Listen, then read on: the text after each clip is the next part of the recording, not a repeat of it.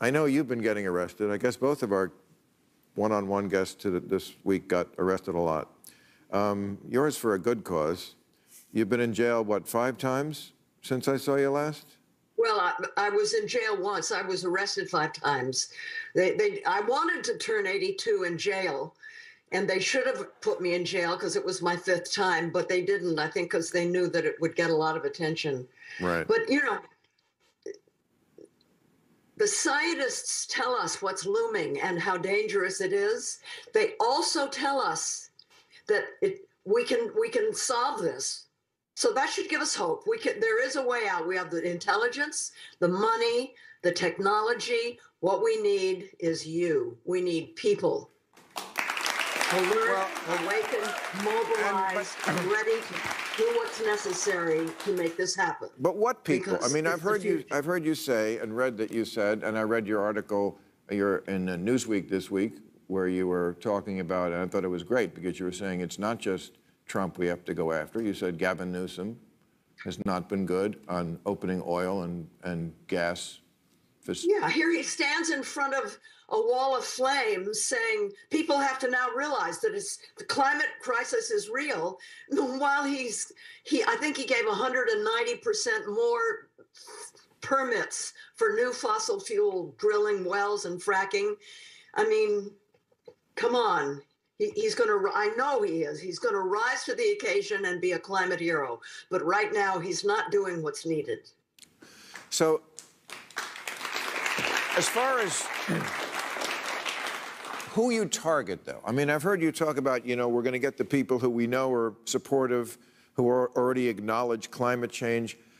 Is that really the right approach to go after people preaching to the converted? Because even if Biden wins the election, the Republicans are not going to self-deport. They still may control the Senate.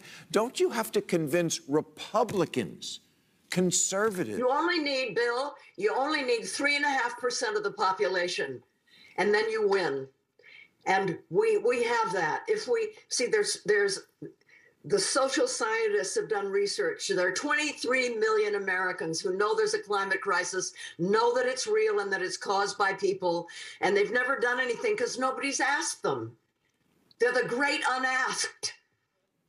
And so, you know, activists are going to ask them. That's the point. We have to ask them. And that's why Fire Drill Friday was so exciting and so successful, is because people were coming from all over the country that had never done that before. And they stood with me and they engaged in civil disobedience and they risked getting arrested. And they felt good because they were putting their whole bodies on the line. And it felt good, even though you were giving up control because you had these zip ties on your wrist and the police were in charge, but you were empowered.